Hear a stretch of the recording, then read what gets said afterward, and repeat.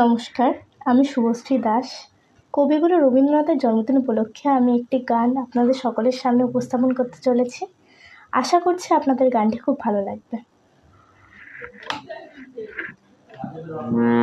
শুরু করছি।